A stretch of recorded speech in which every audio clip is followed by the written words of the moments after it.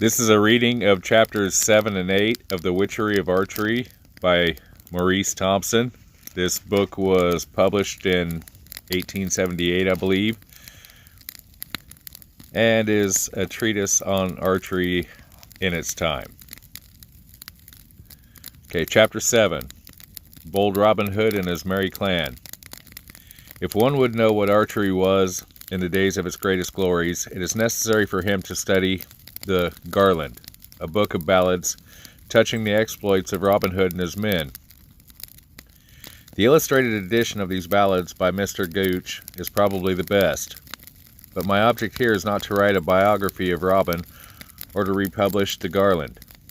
There is good archery practice, however, in some of the bold outlaw's exploits, and since he is the recognized prince of modern bowmen, no one dare dispute the authority of his precepts and example and manners of pertaining to forest shooting. Mr. Spencer Hall, in his Forester's Offering, says, Robin Hood was born at the Loxley Chase near Sheffield in Yorkshire, where the romantic river Loxley descends from the hills to mingle its blue waters with the Rivelin in the Don, a place well known to every grinder in Sheffield, and is often alluded to in the poems of the People's Laureate, Ebenezer Elliot, who is the owner of some land on the spot. He was an exiled patriot, an outlaw, a robber, a friend of the honest poor, a hater of tyranny, and best of all, an incomparable archer. The date of his birth is about 1225 in the reign of Henry III, and he is said to have been the Earl of Huntingdon, outlawed on account of debt or some such resistance to the crown. One writer of the subject says, Robin Hood, no doubt, has drawn his formidable weapon, a 6-foot yew bow, with good effect at Lewes Eversham. He has drawn too strong a bow, in too good and old a cause, to be one of the first to lay it down, and submit himself to the tender mercies of Henry and his creatures. The outlaw gathered about him 80 or more of his patriot companions in arms, and after their utter defeat, and fled into the wild woods to lead the life of freebooters and troublers of the realm. The writer last quoted continues, Trent was emphatically the outlaw's country, and never since the conqueror has quenched the stubborn, still-wrenching, oft-rebelling spirit of Northumbria in blood and flame, had that region been wholly without its outlaw population.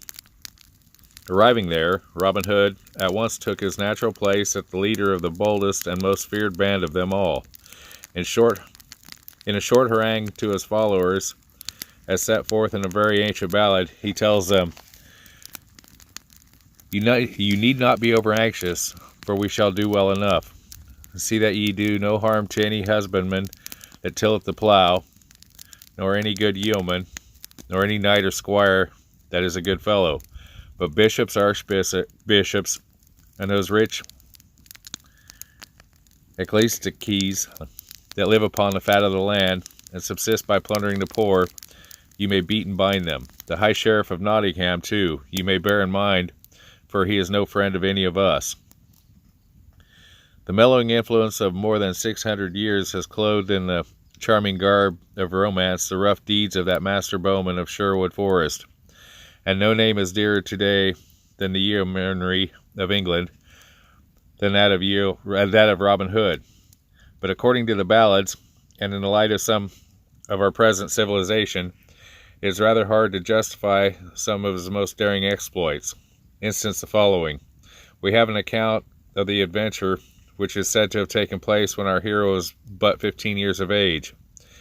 He is described as tall and proper young man, of good courage, and is said that he was going to that town, Nottingham, to dine with the general.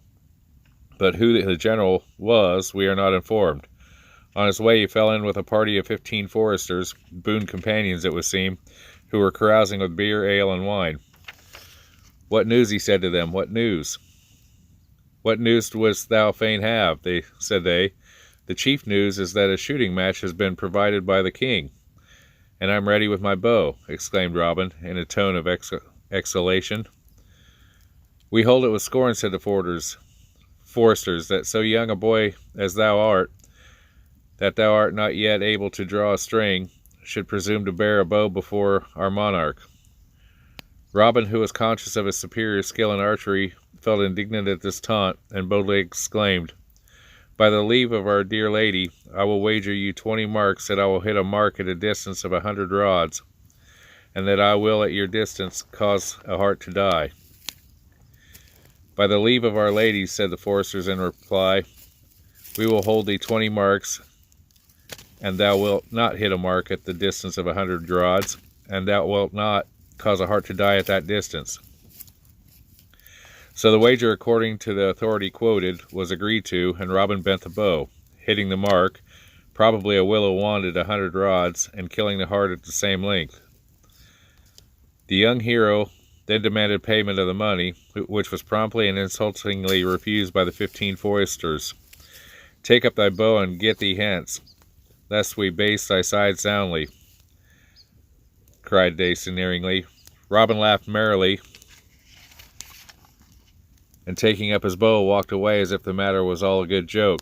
But when he had reached a good shooting distance from them, he drew and let fly shaft after shaft upon them with such terrible force and accuracy that he stretched all 15 of the foresters dead on the ground, cleaving the head of the last one as he was fleeing away. These men were buried all in a row at the churchyard in Nottingham. The people of the town pursued Robin, but he got for their pains a few pierced limbs and damaged heads. He escaped to the woods. Maid Marian, a lovely and brave girl, figures as Robin's woodland companion, to whom all the wild forest rovers paid the tenderest respect and homage as their queen. Robin's favorite mark was a small willow staff, or wand, made white by peeling off the bark, stuck in the ground at 100 rods distance. This he is represented rarely ever to have missed. The mode of life pursued by this outlaw and his band was everything charming in it, according to the ballads, especially from May to September, where they slept under the greenwood tree by night and roamed the pleasant shades of the forest by day. Little heed they paid to the villainous game laws of the time. Here are 2 noble sonnets written by John Hamilton Reynolds, full of the true spirit of the modern fraternity to archers. "The trees in Sherwood Forest are old and good, the grass beneath them now and dimly green. Are they deserted all? Is no young man? With loose slung laugh met within the wood, no arrow found, foiled of its antlered food. Stuck in the oak's rude side, there is not seen, to mark the revelry which there have been. In the sweet days of merry Robin Hood, go there with summer and go with evening. Go in the soft shadows, like some wandering man, and thou shalt far amid the forest know the archer men in green with belt and bow, feasting on pheasant, river fowl, and swan, with Robin at their head and Marian. With coat of Lincoln green, and mantle too, and horn of ivory mouth, and buckle bright, and arrows winged with peacock feathers light, and trusty bow well gathered well view, stands Robin Hood and near, with eyes of blue, shining through dusky hair like stars of night, inhabited in a pretty forest plight. His greenwood beauty sits, young as the dew, O gentle tressed girl, Maid Marian. And thine eyes bent upon the gallant game that strays in merry Sherwood, thy sweet fane, can never die, and thou, high man, would we might pledge thee with thy silver can of Rhenish in the woods of Nottingham. Good cheer is a part of archery. The feastings of Robin and his clan were on a liberal scale, and may be imitated by the bowmen of today with good effect. Bow shooting is hard work, and I know of no exercise which can whet the appetite so thoroughly. The merry bowmen of Sherwood did not spare the pheasants, the rabbits, and the deer of the king's woods. His shafts sank through every glade and glen where the game did most abound, and consequently found Forest table was always loaded with fragrant viands. And as for wine, the cellars of all the rich clergy, the bishops, the archbishops, the friars, and the hermit priests, furnished plenty of the oldest and the best. Barring the outlawry, murder, and robbery, These sylvan archery may be practiced in Robin's way, although the heated term in our day and land, and with best results to one's physical and mental health. Robin Hood lived to be very old. His death was a tragic one, though caused by the treachery of a nun, to whom he applied for relief in sickness. The woman opened a vein in his arm and purposely let him die from loss of blood. But for the last moment, he aroused himself and called for his bow and a good arrow. When they were placed in his hands, he said, "I will let fly a broad arrow, and let my grave be digged where that arrow is taken up. Lay a green sod at my head and another at my feet, and lay by my side my bent bow, which was always sweet music to me. Make me a grave of gravel and green turf, as is right and becoming.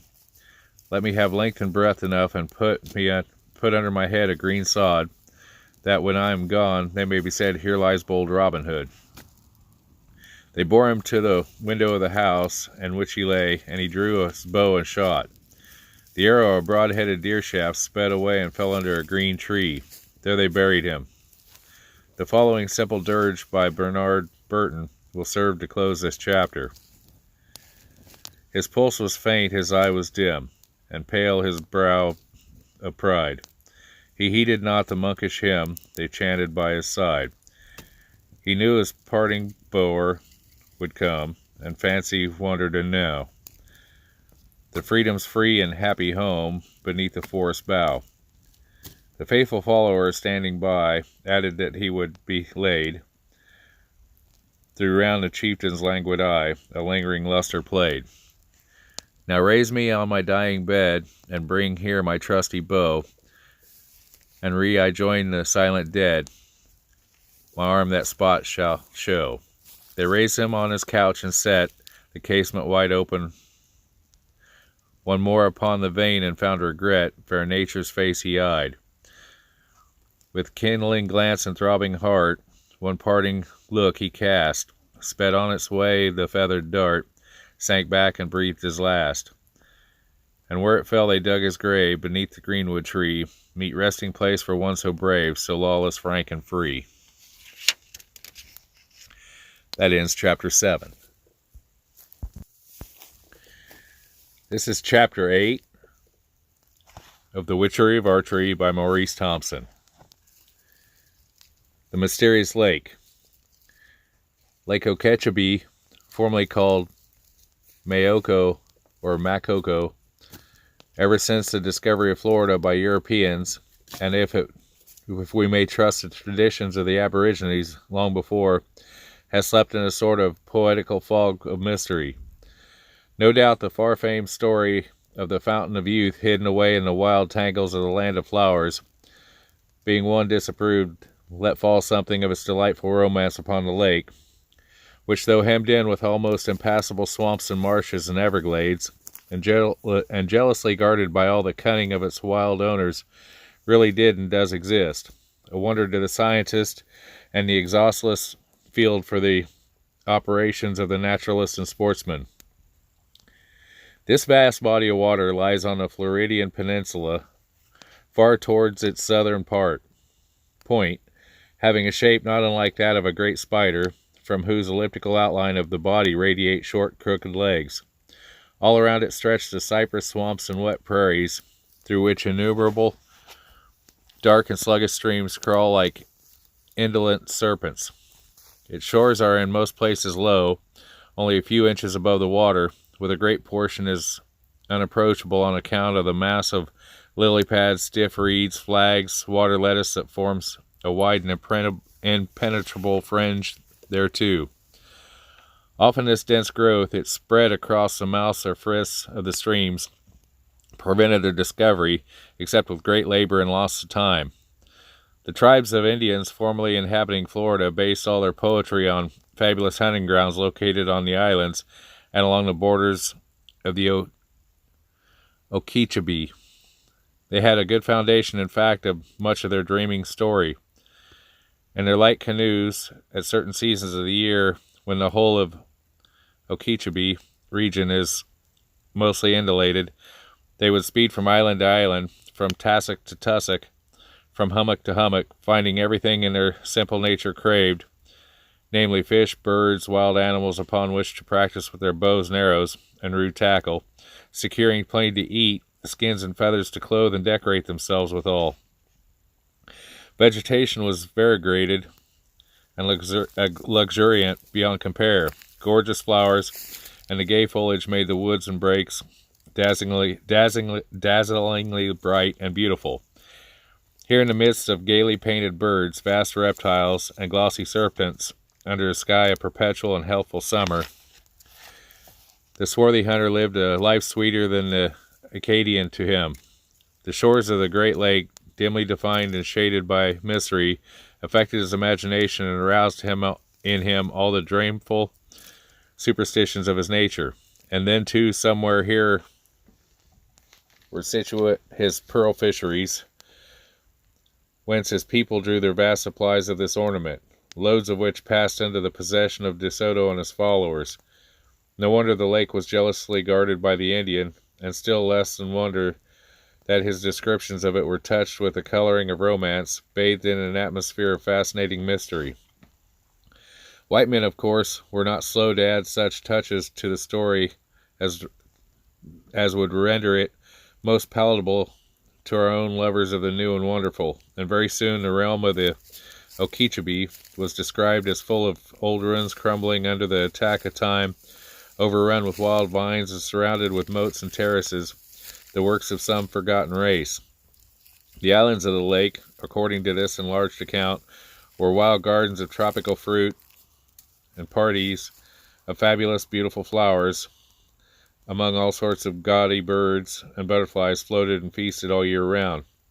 Springs of health-giving water welled up through the snow-white sands, and perpetual breezes blew cool from the rippled lake.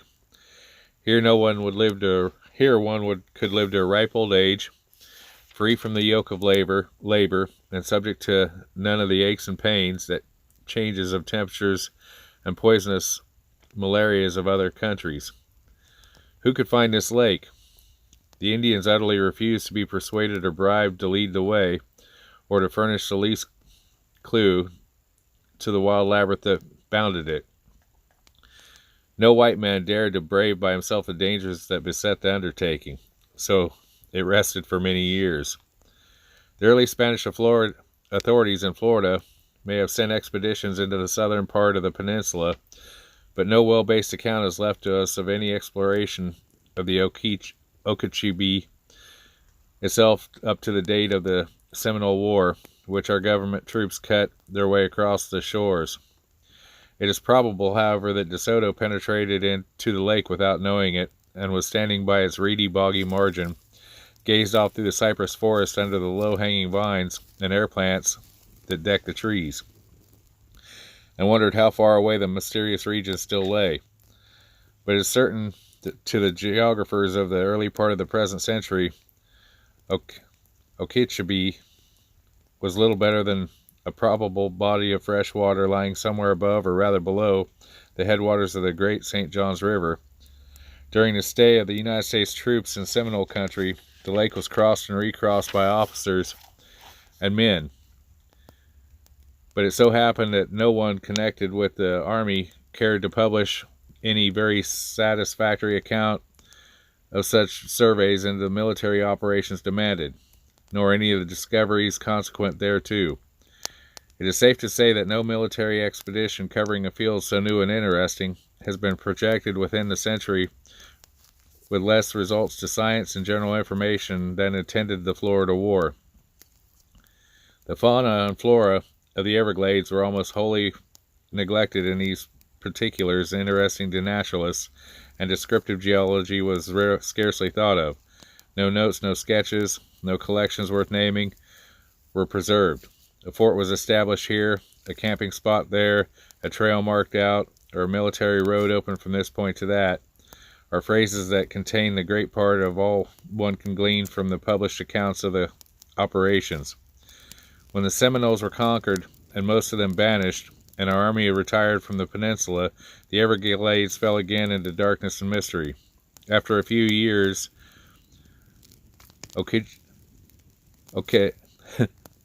Okeechobee began again to be doubted by some and clothed in romantic drapery by others. In the winter of 1867 and 68, I visited the upper St. John's region, and whilst there happened to get possession of some information and make some personal acquaintances, which resulted in a visit and a thorough exploration of the Okeechobee and some of its creeks and rivers. I was told that 2 or 3 parties of native cracker hunters had reached the lake at different times by way of the Kissimmee River and runs into it, or rather unites with it, after many a sluggish turn in and out among the prairies and wild jungles of that semi-tropical wilderness. Of course, many stories more or less improbable were not positively impossible were told to me, and all the traditions and fables of the Okeechobee revived. One hunter had visited an old ruined dwelling built of carved stones which stood on a high bluff at the southern end of the lake. Another had brought home strange fruits of most delicious flavor, and another caught huge fish that had seen enormous water monsters, while still another had encountered tigers and leopards and panthers too numerous to note. What giant water plants, fragrant water flowers, and perennial fruits were those of the mysterious Okeechobee? Excited descriptions gratuitously greeted me from many sources. By simple means, which would be improper for me here to disclose, I came into possession of knowledge which led to my forming the acquaintance of 3 men, genuine hunters by the way, who during the late Southern War, along with several others, to avoid being forced into the military service of the Confederacy, had taken to the woods and lived the life of the Seminole for nearly 4 years. These men had transported materials and built on the Kissimmee a sailboat of considerable size, which through the years of the war they explored every nook, corner, inlet of the Okeechobee, living by means of fishing, hunting, and frequent raids on stores and herds of the settlements. In fact, these men had been freebooters to a certain degree, and outlaws to all intents and purposes of the Confederate States of America. But when I dropped in on these fellows, they were good citizens of Florida and making a precarious living by lawful pursuits.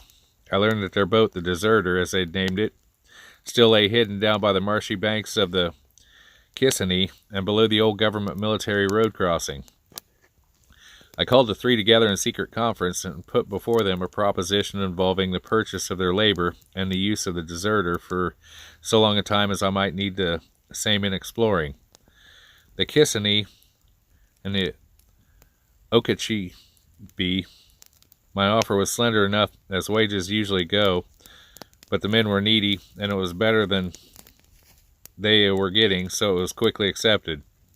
This arranged, I immediately dispatched a letter to my brother Will, who was in Calhoun, Georgia, to come to me forthwithly, fully armed and equipped for a bout by flood and field, which simply meant that he was to bring 2 or 3 English longbows, a dozen cases of hunting arrows, plenty of fishing accoutrements, arsenic, etc. for preserving skins, a sketchbook and pencils, and a few other absolute necessities. As for me, I'd come prepared. By the time Will could join me, I procured everything needed and dispatched 2 of the men with a wagon load to the boat, keeping the 3rd man for a guide. Procuring saddle horses and a cracker and his 2 boys to bring them and the wagon back, we made our way to the river, nearly 200 miles distance.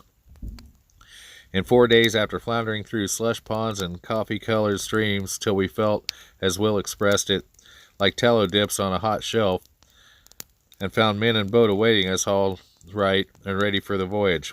A large shed covered with brush had been extemporized, and in the gathering twilight, a pine knot and faggot fire flamed cheerily, by the light of which we changed our clothing. A turkey had been killed too, and hung done brown, slow roasted by the fire. We ate much of the meal as a half-finished hunters rarely get, enjoyed a pipe, and sought repose. It was broad daylight when I awoke.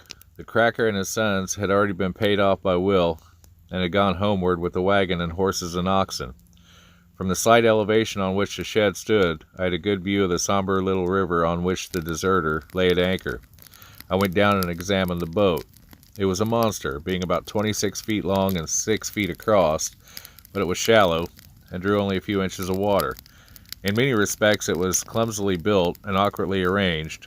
It was rigged in a fashion not to be described. Notwithstanding its rudeness of finish, we soon discovered that its builders had well calculated the requirements of the boat was intended to meet. In fact, the deserter was staunch and steady, with broad bottom, long centerboard, drawing only a few inches of water, and perfectly tight. It looked like a miniature pirate craft. A little string of bead-like lakes marked the source of the Kissimmee, whence through the vast hunting ground unequaled in any other land. It flows away southward in search of the Okeechobee, its borders growing lower and marshier until from the point at which it's stuck in its mouth, its sides are uncertainly defined by lettuce and lily pads tangled together in dense masses for most of the way. Excuse me. The width of the river is variable, generally less than 120 feet, and often spreading out to an uncertain limit among water plants and aquatic shrubs, forming dark, still lagoons where snakes and alligators abound. Here and there, however, beautiful bluffs overhang the brownish current, often heavily wooded and gay with flowers, where birds as brilliant as sunlight flash back and forth, making the air quiver with their songs. All the mystery of the traditions of the Okeechobee took hold of me again as we weighed anchor, and with the men at the oars quickly swept down the rather rapid tide of the Kissimmee. A particular balm was on the air, and a fragrance of spicy foliage, with now and then a resinous hint mingled with the odor of something like sweet gum. We drew on at quite a good rate, and as I lay in the stern of the boat taking pencil notes, but my thoughts flew ahead to the vast mysterious lake towards which we were winding our way. Will, however, seemed inclined to take any sport that might offer. Standing in the very prow with a bow in his hand, he soon let go a sharply singing arrow at a white ibis that took wing before us. In an instant, old runs and enchanted islands slipped from my mind as I was upright stringing my bow. All day long we wound in and out with the flow of the stream, our men occasionally making the welkin ring in their songs. At night we went ashore, spread our tent wing on a pretty sloping bit of ground, and the next morning I refused to go on till I had spent 3 hours shooting at gallinules, coots, and water turkeys in a neighboring pond or lagoon. At 10 a.m. we resumed our journey, finding the current tortuous in the extreme, and at one point getting a fine view of one of those grass prairies so common to the peninsula.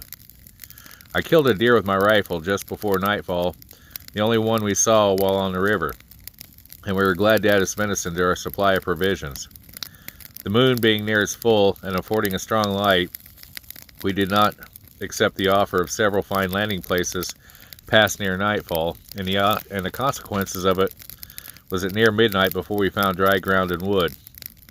We camped on a live oak point and heard all night what our men said were wolves making doleful noises far to the east of us. When the first gray streak of dawn we were astir, and after a hasty breakfast we again took up the clue and wound away, seeking the inner room of the labyrinth. The river began to narrow, the bluffs disappeared, and soon we were speeding between rank aquatic plants under the arms of maples and ash. Then came clumps of palms and curious rubber parasites. Coralanes and snakebirds were everywhere. The journey began to be strangely monotonous, and somehow the air began to feel as though we were in the vicinity of some great body of water. Herons flew high overhead, and occasionally a small flock of wood duck whisked past us. On one of these latter, Will used my shotgun to good effect, but the birds, upon being dressed, gave forth a decidedly fishy odor, and we threw them away. I have been in the Suwannee, the Callisahatchee, and the Okalawa, and St. John's, and many of the smaller streams of Florida, but I have never seen anything to compare with the lower Kissimmee for snakebirds, limpkins, bitterns, cormorants, and herons. The bushes and trees are full of clumsy nests, and the clamor and clang of voices is incessant. The birds wheel overhead. They flap their wings in the treetops. They wiggle, pipe, scream in the water among the cypress knees and lily pads. They meet the eye everywhere. They almost deafen you. Snakes, too, are abundant. The spotted brown moccasin is the commonest kind, although I saw some slender green tree serpents and the occasional adder, or viper as they are called in the south.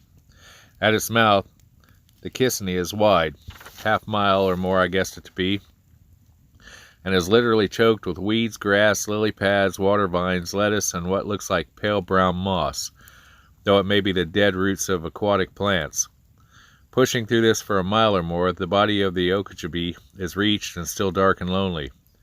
We raised our mast, and then when we cleared the obstructions, to do this our men had to take off their clothes and stand waist deep in the water. Our oddly fashioned sail was soon shaken out, and we had the satisfaction of seeing it fill beautifully.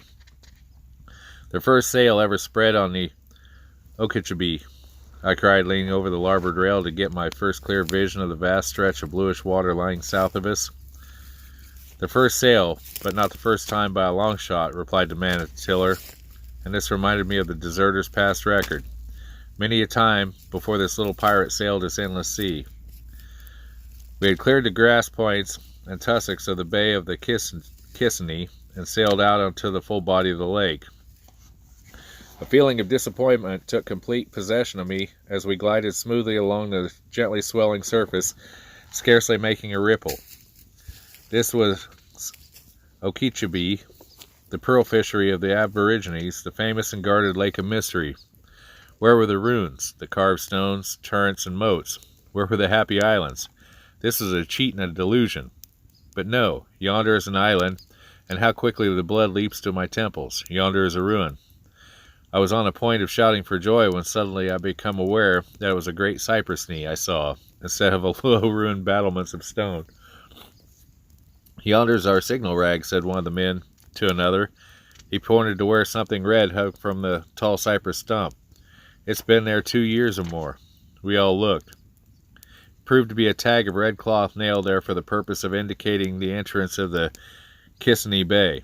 The freebooters had put it there in the days when they refused to fight for the lost cause. Nor was this the last signal we found. The wing of the ibis, similarly nailed, marked the mouth of the stream coming in from the west, and numerous old loppings and blazes pointed out to us. We camped 2 days on an island, several of whose ash trees bore marks of the axe made by our guides 3 years before. While here we experienced a terrible gale, which fairly lifted the lake bodily up. We were deluged, and it was only by almost superhuman efforts that we saved our boat and cargo. It did not blow long, but the effect was awful beyond description. At one time, the water fell in great dashes through the tops of the trees, blown over almost level. The lake swashed back and forth like water in a basin when the vessel is violently shaken. The noise was terrific, but the dash and clash and turmoil ceased almost as suddenly as it had begun, and the voice of the Cardinal Grossick announced the end. The remote solitude and scenery of the lake seemed to make my men communicative. They told us many a fascinating story of their outlaw life, thrilling adventures with bears and panthers, stolen visits to the towns above, the predatory raids, the 101 dodges and strategies, the joys of hardships of their refugee life in the Everglades, on the bosom of the Okeechobee. They were lank, sallow, long-legged, tough-looking fellows, and bore the marks of having roughed it indeed. The shores of the Okeechobee are for the most part marked by lines of trees, flanked by marsh and floating islands of water weeds. In some places the ugly cypress knees run far out, and pallid dead trees rise from the water like the bleached bones of giants. Reed tussocks, or islands, abound in the lake, some of them mere tufts, and vast stretches of tall grass in some places seem to be bounded by the horizon. For a great distance, the west shore is a flat marsh, dreary in the extreme, while on the other side the lake is margined with forests and running close down by and often into the water, which is choked with aquatic plants. When the wind served our turn, we had most delightful time bowling slowly along on the bluish waves. Our boat was staunch and steady, but not fast. a good thing for our comfort, as in many places the lake was so shallow that we could not let down the centerboard, and we were often stuck on submerged logs, trees, and stumps. Vast floating islands of falling cypress trees appeared here and there, rafts that swung to and fro, up and down with the impulse of the wind and wave.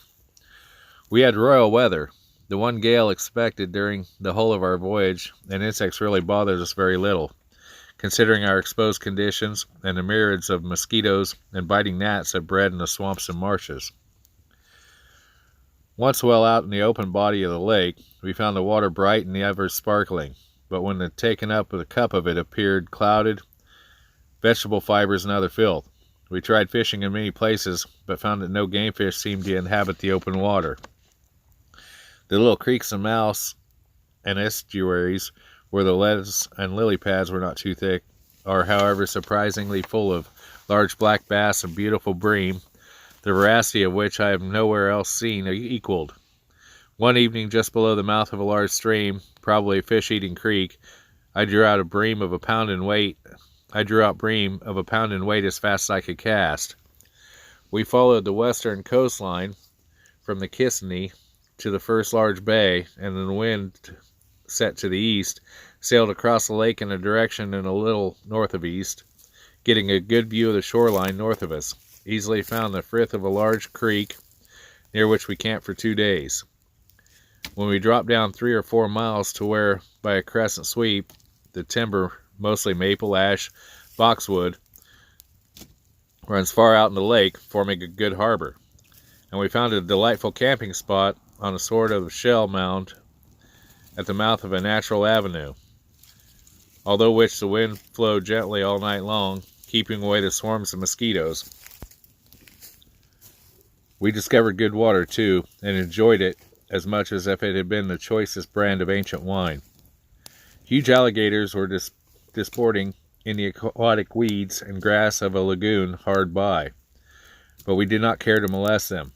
200 or 300 yards out across a stretch of yellow lily pads, hundreds of herons' nests loaded in the scraggy cypress trees, and at night drew on as the great white birds flitted round and round, in and out like ghosts in a dusky twilight. It was Will who suggested that as soon as the herons had settled in their rookery, we might steal up to them with a boat and use our bows and arrows in the moonlight with good effect. The plan seemed good, and we tried to execute it, but the intervening wing of impassable marsh frustrated us. The next morning, however, with gun and bow, we secured the plumes of over 20 herons. This profitable sport held us till near 10 o'clock a.m., after which, resorting to the oars for want of a breath of air, we rounded the crescent, and had consumed 4 hours in reaching a long, low sandbar, lying northeast by southwest, perfectly white and bare. We supposed this bar to be the work of some recent gale, as it looked clean and new, and our men declared they had never seen it. It was a good place in which to rest, so we disembarked. I swept the whole field with my glass. Far south to the greenish-blue horizon line, I could see nothing but a waste of water, over which came a slow, uneasy swell, accompanied by a swashing sound, particularly dreamful and mysterious. Westward, and a little to the south, at a distance of perhaps 15 miles, clumps of trees and fanciful shapes marked the line of a large island. Far away, beyond which was scarcely discernible in my glass, appeared a palmetto ridge, with its fans and spikes gleaming in the sunlight. North of us, what seemed to be a vast floating raft of grass and weeds crossed the line of vision. After an hour for dinner and sketching, we took advantage of a stiff breeze blowing into the southwest and bowling along at over 25 miles of pretty high waves to a large bay, on the north side of which we camped near some veritable ruins. But I am compelled to add that they were the ruins of a rude shanty reared by my men and their companions in the days of their outlawry. The poles and palmetto thatch of which the hut was made had been transported in a boat from far up the lake. The frail thing was blown awry, and was fast sinking in the sand. My men examined it with a good deal of interest, apparently conversing among themselves in tones too low for me to distinguish the words. We remained here for 2 or 3 days, waiting for a favorable wind, then set sail, and swept by a long curve close to the grass marshes of the southern end of the lake, beyond which the Everglades stretch away in a chain of little lakes, whence a number of streams creep down to the coast. We slept in the boat 1 or 2 nights while examining this stretch of shore, and here was the only place where the mosquitoes were unmanageable. Leaving the dreary region of marsh grass and custard apple, we rowed hard to the northeasterly direction, making it to the dark line of cypress trees that fringe the eastern shore of the Okeechobee, and encountered several rafts of floating grass and weeds, and passed numerous low marsh islets lying southeast of our course. The body of this lake now lay west of us. We found a good foothold on a little beach betwixt the water and a gloomy cypress swamp. We camped here, and were serenaded all night by raccoons squeaking and chittering in the trees hard by. The animals seemed abundant all along the east shore of the lake, and no doubt makes great havoc with the eggs of the wood ducks and nest in the hollows of the big cypress trees. I killed a large old marsh hare with my bow by moonlight that night we camped here, the only one seen during our voyage. Our next stopping place was 20 miles by the shore line further north, where we stayed 2 nights and a day. Here we were visited by 2 cadaverous-looking Indian man and boy. They were from a hunting party of Okeechobees, who they said were camped 10 miles east on the prairie. They reported deer very scarce and turkey more so. Their guns were rude flintlock rifles. They examined our longbows and arrows with much apparent interest, the boys seemingly especially delighted.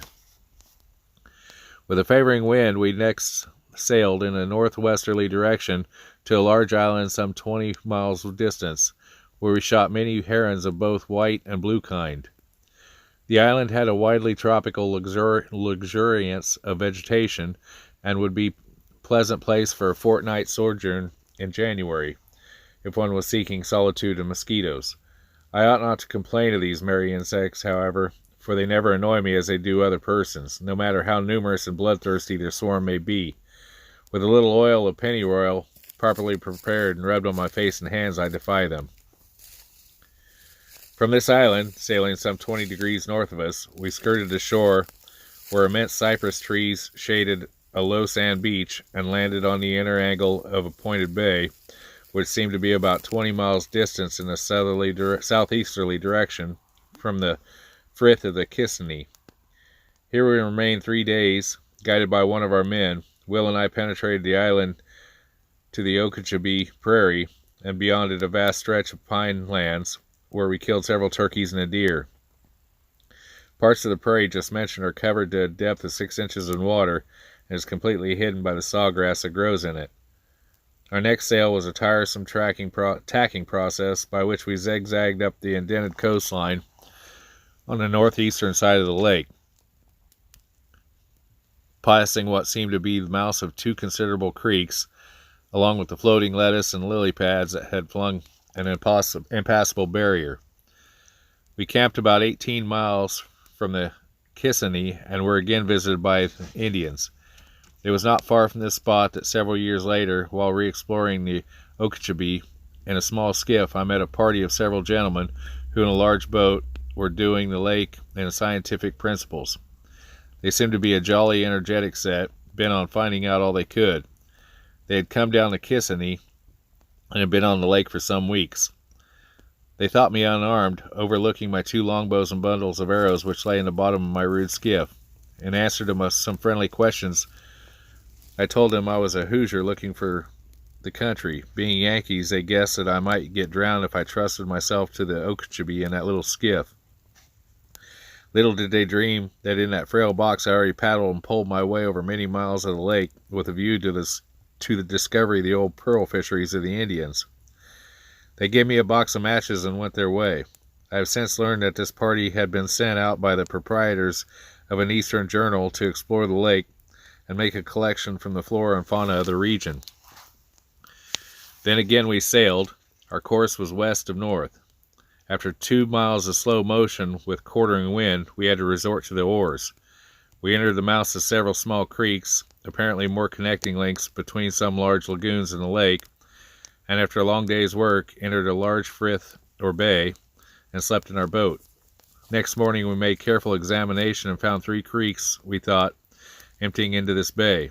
There were several decaying huts on some points, here to which the Indians from the lower lake regions come occasionally to occupy them for a while during their hunting excursions. From the appearance of the old fruit gardens surrounding these dilapidated shanties, I should judge that a small colony of crackers might be planted here and do well, as things go on the peninsula. While hunting there, Will killed with his bow a gaily plumed paraquat. We saw several of these birds. From certain signs we're led to believe that they bred there. The one Will killed by swinging to a twig by its short curved bill, he knocked it off with a round-headed arrow. The fishing was fine in the innermost point of the bay, where the creeks above mentioned come in. With spinning spoon mounted with scarlet feathers and the white tail hair of a deer, I took some black bass and a large perch till I was tired. Some bass scaled over 6 pounds each. When I hooked the one, he was spinning around amongst the lily pads, making a lively fight to foul my line. I lost several fine ones before I learned how to land them. Bass broiled on the coals is not a bad dish for a hungry voyager, especially when all the rest of his meat has spoiled, a side of bacon excepted. We ate the fish with great satisfaction. Our next move was back into the mouth of the Kissimmee, thence up the river and home by way of the St. John's. The result of this voyage was by no means satisfactory to me. I was quite youthful and very visionary, and taking hope from some of the shells and a little further hint of the pearls, concluded the old Spanish stories might not be all untrue. So some years later I returned, and all alone in a mere shell of a skiff, very narrow and shallow, and armed with nothing but a small Smith & Wesson pistol and an English longbow and arrows, explored the lake in every direction. During this lonely voyage I made some Indian acquaintances. One fellow made a lasting impression on me. His name was Okeechobee, as nearly as I can spell it, and his friendship for me was something unexpected and touching. He volunteered many kindnesses, hung about me for several days together, and finally ran away with one of my bows and sheaf of arrows. Of course I cherish his memory. Okeechobee is a strange land in many respects. Besides the Kissimmee, many smaller streams flow about it, while it's only inlets to the south through the mysterious Everglades. The chief trouble encountered in settling its limits and the exit and even the entrance places of the waters is the existence of immense floating or easily detachable masses of aquatic weeds and grass that with every great storm are drifted from one part of the lake to another. Today the mouth of the stream may be open, and tomorrow it is choked with one of those great floats. A storm on the Okeechobee is simply a rearrangement of the lake, whose whole southern confine oscillates with every turn.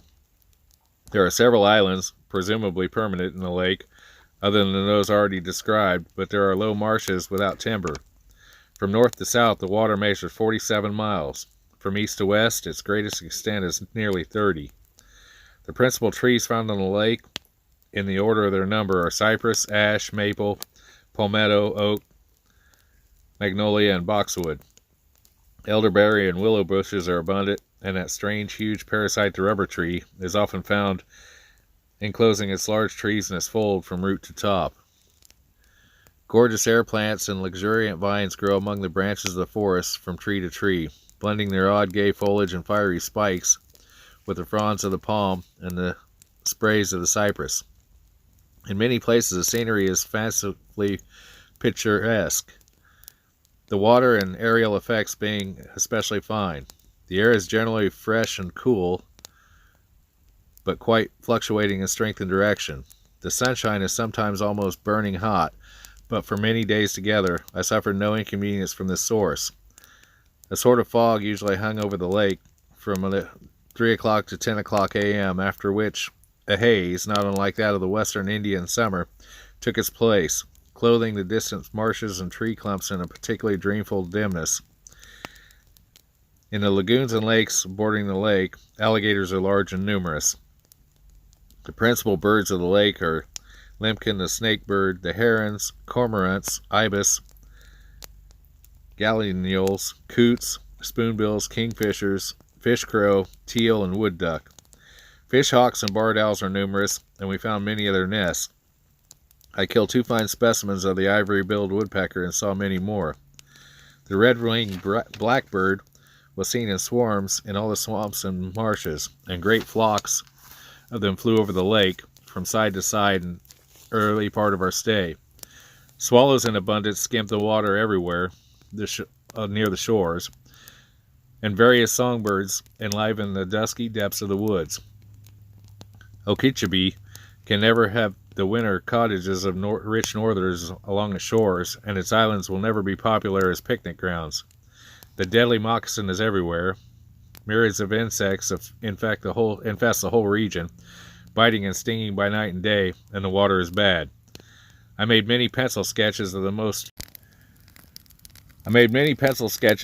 striking features of the scenery, but neither pen nor pencil can give more than a rough idea of the solitude, the tropical mysteriousness, the wild, monotonous gloom of the vast waste. If Okeechobee has no venerable ruins, at least it has venerable trees. Some of the cypresses are of immense size and great age. Our voyage, a part of which I have not given in detail, consumed 5 weeks and 2 days. It was altogether unique and charming experience. This is Chapter 8 of the Witchery of Archery. Thank you for listening.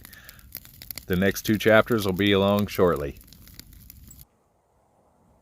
Smash the subscribe button, such as you would, you'll feel some foe.